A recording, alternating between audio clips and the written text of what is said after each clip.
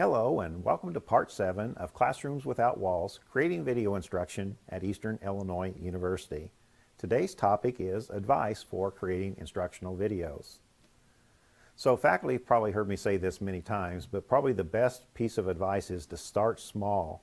Don't go out there and have this extravagant plan for, planning your instruction for the next 6 weeks and going out there and expecting to do every video in a short amount of time. It just doesn't work that way. So start small, and my faculty have heard me say this as well.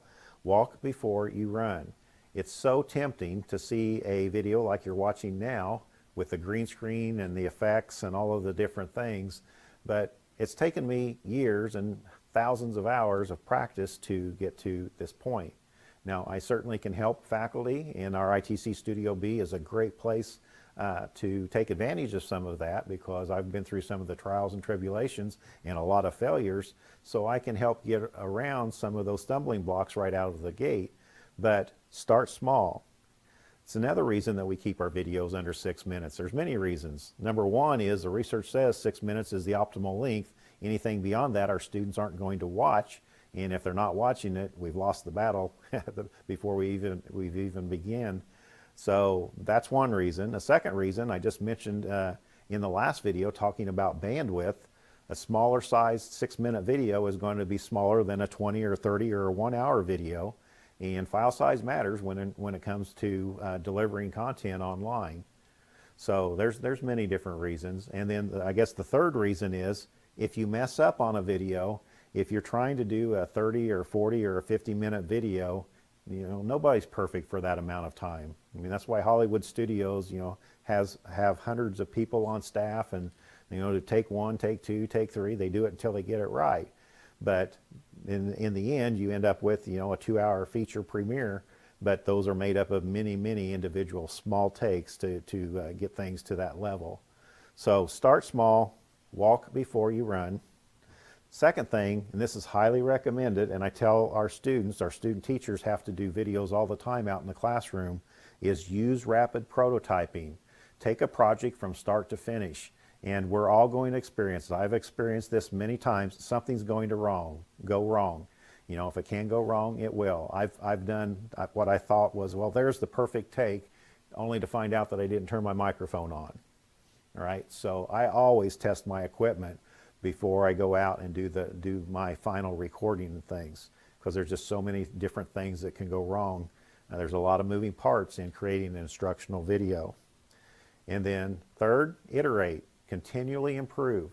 As you practice, as you get better, as you grow, it's like any other thing. It just takes a little bit of practice and deliberate practice, and try to continually improve your delivery. And this is something in our face-to-face classrooms, we just turn on and we start delivering the lecture, and we've done it many times, but those aren't perfect either. We make many mistakes in a face-to-face lecture. That's just something about video that there's that mental block that, oh, it has to be perfect, and no, it doesn't. In fact, your students appreciate when it's not perfect, because everybody's human. So kind of roll with the punches on some of those things. But if it's not perfect and it's a disaster, you're recording it. Your students haven't seen it yet. There's always that re-record button. So that's another advantage. Fourth, try new things. This can be a very fun experience out there. It can also cause some anxiety. It can be scary. It's not for everybody. But if you're the type that are looking for some new challenges out there, it can kind of be a little bit of a boost. You're exploring something new. Things are always best in the beginning, and get excited about that. Try some different things and push your skill levels. And then fifth, share with others. All right, always a good idea out there. Don't put everything on your own shoulders. You have colleagues out there in your department. Make a deal with a fellow colleague and say, hey, I will do this lecture if you do this one in these little 6-minute chunks, or whatever everyone decides to do. And you don't have to do your own content either. As I said, there's thousands of videos out there to select from YouTube, and I know many of you are substituting YouTube videos in your face-to-face classes, or supplementing them out there. So take advantage of that. Share with others, teach others, let them teach you, and that's how we all grow and learn. And then finally, my mantra for the last forever, I guess, keep on learning.